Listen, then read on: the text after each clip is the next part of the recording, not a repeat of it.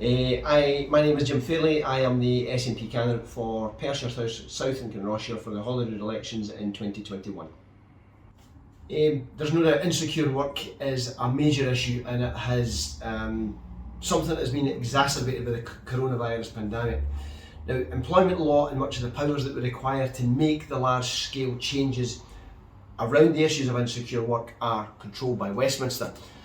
And the SNP Scottish Government will continue to make the case for employment law to be devolved so that we can make work fairer in Scotland.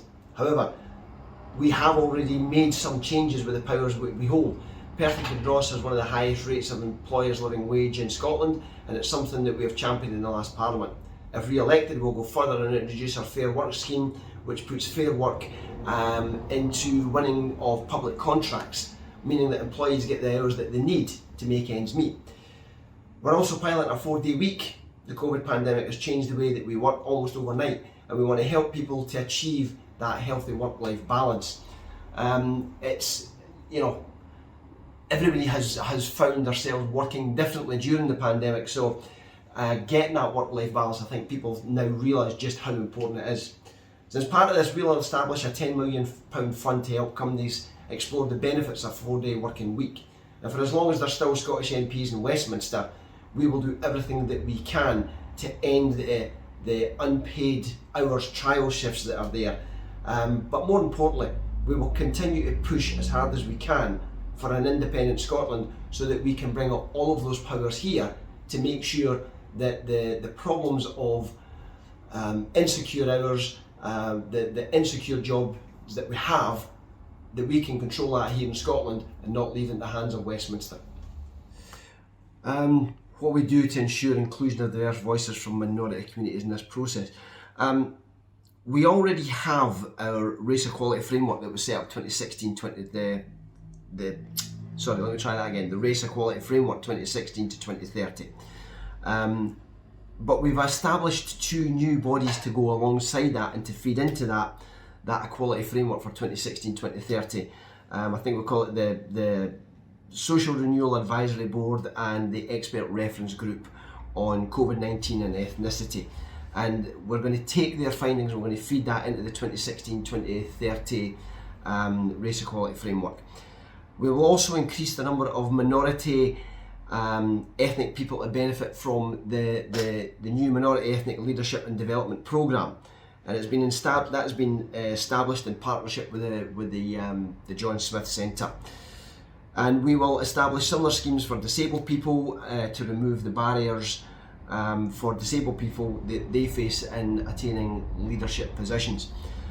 And we'll also increase the support for projects that are supporting disabled people and minority ethnic background groups for getting into positions on public boards so that they can increase their representation there as well. But we have to look at all of this in the round, and it's like there are lots of things, lots of little bits that we can do. But if we really want to increase representation, if we want people to have the ability to be able to feel part of the community that they live in, then there has to be the ability for us to be able to pull all of that together. We want to have everybody getting access to the best of services. We want to have everybody to get access to childcare, education, all of these things. It doesn't matter what your background is, what your disability is, everybody needs to be included in all of these things. And as far as I'm concerned, the very best way that we can do that is by delivering an independent Scotland. We have a phrase, we care about independence because we care about everything else, and from independence all else flows. And that's the kind of society that we want to live in. Then we have to have all of the powers that are necessary to be able to make these things happen. And it'll just be so much easier to do all of that as an independent country. The no recourse to public funds to me, it's an affront to humanity. We're talking about no recourse to public funds by and large when people are coming to this country destitute and with nothing. And it is a policy that the Tories should hang their head in shame about. As an independent Scotland, we will develop our own immigration policies, and we'll be a welcoming, inclusive country, the kind of society that we want to be, where policies like the no recourse to public funds simply will not happen, because we wouldn't have the lack of humanity that would allow somebody to think that up in the first place.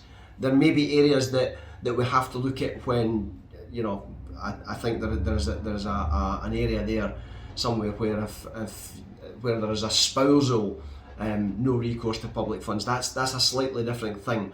But when somebody's coming here looking for salvation, looking to you know, escape war-torn countries, what are we doing to these people when we say no recourse to public funds? We're putting them into the hands of people who will exploit them, extort them, use them for their own ends. It hands them over to the potential to be used in criminal gangs.